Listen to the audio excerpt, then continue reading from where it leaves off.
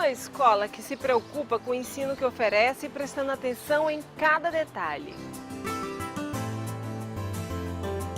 Desde os primeiros anos de aprendizado, vai muito além do ensino convencional. É por isso que o Over Colégio Curso faz a história de seus alunos desde pequenininhos, pois proporciona uma formação completa em todos os níveis de educação. A escola também investe em habilidades que fazem crescer, como incluir o xadrez na grade curricular, oferecer o cantinho da estimulação e aulas de campo. É com uma proposta estimulante que essas habilidades e formação integral são desenvolvidas desde cedo, fazendo com que o aluno se sinta acolhido e enxergue a escola como sua segunda casa. É assim que a escola forma cidadãos humanos, éticos e preparados para um grande futuro. Over Colégio Curso, grande como o mundo do seu filho. 3231-1006.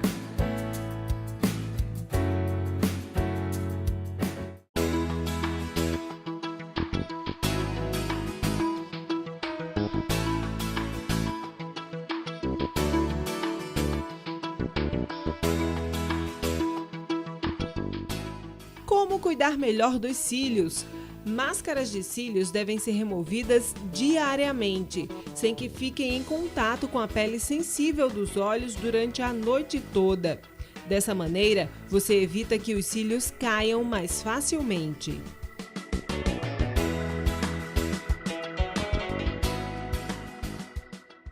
Olha, uma das fases mais difíceis do bebê, que deixa todo papai e toda mamãe preocupado, é a questão da introdução alimentar. A gente foi até a Petit Poti para trazer algumas dicas para vocês que estão nos assistindo.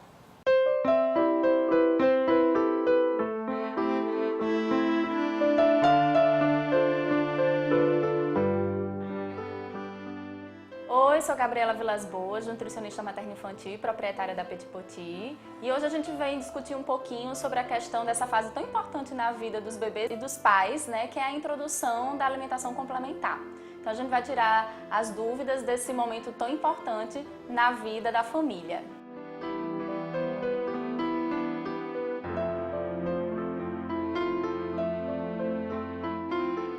A introdução da alimentação complementar, ela pode tanto iniciar pelas frutas quanto pelos alimentos da refeição principal. Não existe forma correta. Mas na minha experiência, eu vejo que é melhor você começar pelos alimentos da refeição principal, porque eles são mais complexos, mais difíceis da criança aceitar.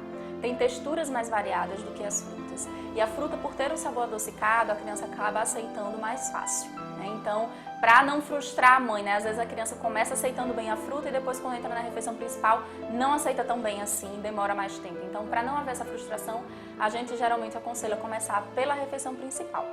Com relação à textura, a gente não indica que se triture nem que se passe na peneira, né? Aquelas chupetinhas também que agora estão usando para colocar a fruta, a gente também não indica. Então tudo deve ser bem cozido e amassado com um garfo até ficar numa consistência de purê, né? Porque a gente consegue deixar o alimento machucadinho, mas de uma textura que a criança consiga identificar as particularidades de cada alimento, né? Então a gente tem desvinculado aquela famosa papinha onde se dava tudo misturado, né? Hoje em dia realmente a melhor forma de se ofertar é a gente oferecer esses alimentos separados para que a criança vá reconhecendo essas diferenças de textura, porque eu digo muito, por exemplo, você pegar um brócolis e amassar.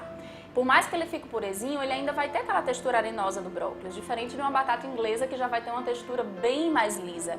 Então, a criança precisa reconhecer essas texturas diferentes para se acostumar e também já ir estimulando o processo de mastigação, né? Mesmo sem os dentes. A gengiva vai pressionando e ajudando nesse processo. Algumas mães realmente são um pouco mais medrosas e têm esse medo do engasgo da criança, mas não se preocupem, mamães. A partir do 6º mês, o bebê ele já tem um reflexo involuntário da deglutição. Tanto que a gente fica muito preocupado em não deixar objetos pequenos pela casa, justamente para o bebê não engolir. Porque se ele bota na boca, a tendência é que ele engula, né? Então, com o alimento machucado em forma de purê, a gente vai sim conseguir essa textura adequada e suficientemente amassado para que o bebê degluta sem se engasgar. A gente não vai botar sal no tempero, mas a gente precisa realçar o sabor que aquele alimento tem. Então, na verdade, o único condimento que a gente não vai utilizar é o sal, né? Então, a gente não quer viciar o paladar da criança nesse sabor mais salgado que nós já estamos acostumados. Então, a gente não usa o sal, mas todos os temperos naturais, sejam eles secos ou desidratados, podem ser usados. Alecrim, manjericão, orégano, páprica, açafrão, alho, cebola, tudo isso pode vir para realçar o sabor dos alimentos na introdução da alimentação complementar.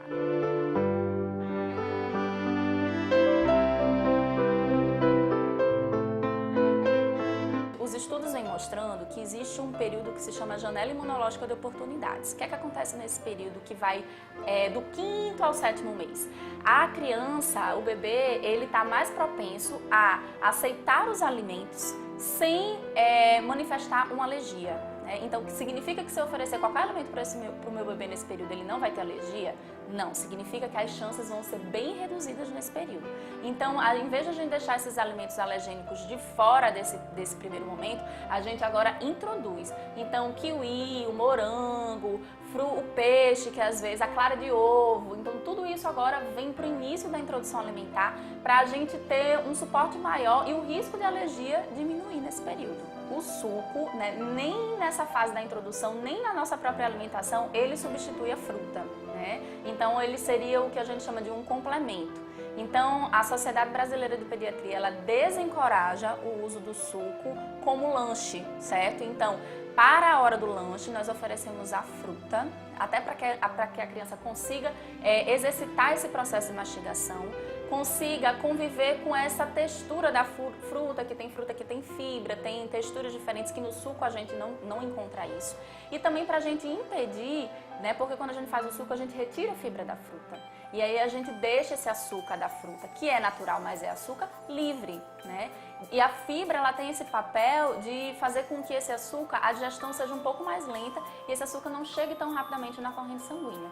Então, por todos esses motivos, é indicado realmente que o suco ele fique de escanteio e que, se for dado, seja dado em pequenas quantidades, cerca de 50 ml, após as refeições principais, mas não como substituto do lanche. Às vezes o bebê mama muito bem ou toma uma mamadeira muito bem, a mãe vem com aquela expectativa achando que na primeira semana o bebê já vai comer um prato todo e não é assim. Imagina que você só tomava leite e de repente você cada dia um sabor novo, uma textura nova, um cheiro novo. Então demora sim para o bebê se acostumar, né? Esse período de introdução demora cerca de 1 mês para o bebê realmente estar começando a comer uma quantidade aceitável, que seria cerca de 1 colher de sopa de cada componente do pratinho, né?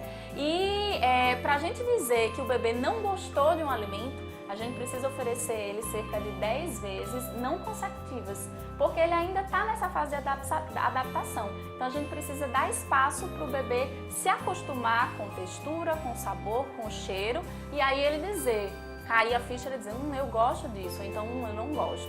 E aí tem que ter mesmo paciência.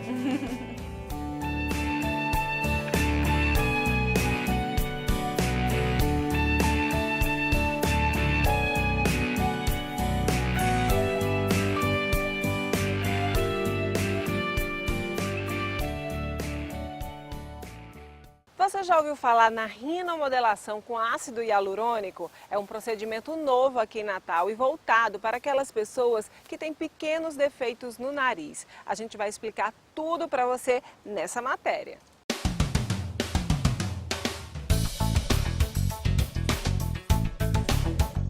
A rinomodelação é um procedimento feito no nariz, é um preenchimento do nariz com ácido hialurônico que você coloca em alguns pontos para corrigir defeitos inestéticos do nariz. Alguns pacientes às vezes vêm com muita expectativa, querem mudar grandes aspectos do nariz, e eu também explico que algumas coisas realmente só vai ser possível com a cirurgia. É um procedimento, aparentemente, você pode até achar que é simples, porque é rápido, porque é injetável, faz com anestesia local, mas ele não é isento de riscos. né? Então é um procedimento feito por médicos. A injeção tem que ser feita em locais especiais, porque, por exemplo, se você pegar um vaso, uma estrutura nervosa de risco, você pode ter sequelas, pode ter, né, efeitos colaterais mais graves. Então, são profissionais médicos habilitados, dermatologistas, cirurgiões plásticos e otorrinos que são capacitados para fazer esse procedimento.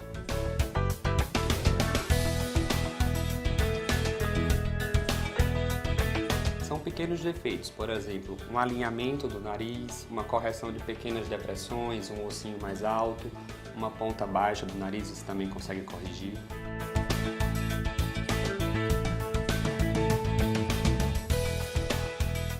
O resultado estético já é imediato, porque esse gel de ácido hialurônico você coloca lá e ele já supre o resultado que você deseja. Dá para notar assim que termina o procedimento.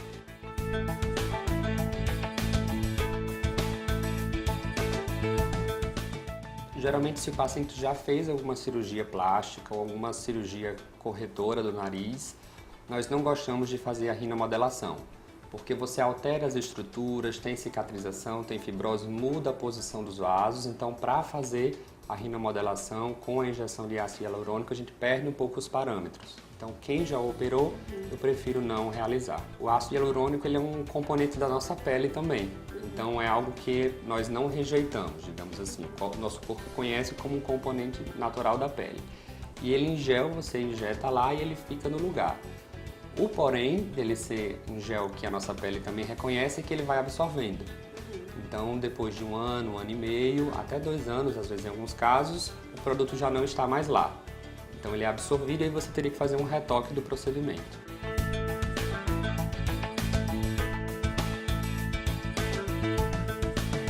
Geralmente eu peço para evitar atividades físicas ou movimentos como dormir de lado, dormir de bruço, alguma coisa que você possa manipular ou deslocar o preenchimento do local. É um procedimento que fica levemente dolorido, um pouco de inchaço no local, em torno de 3 a 5 dias, então a gente pede para ter um pouco de repouso e não pressionar a região.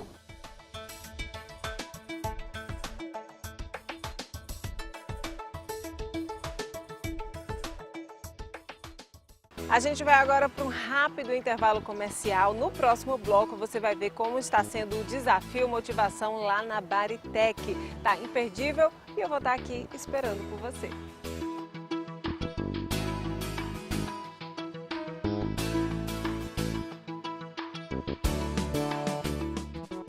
Como cuidar melhor dos cílios? Os cílios podem cair por motivos nutricionais, como por carência ou excesso de substâncias, como vitaminas do complexo B, vitamina E, zinco, selênio, falta de vitamina D, ferro, ácido fólico e proteínas, além da biotina e da piridoxina. Por isso, se cuide e equilibre a alimentação. O excesso de vitamina A também pode causar a queda e a falta de cílios.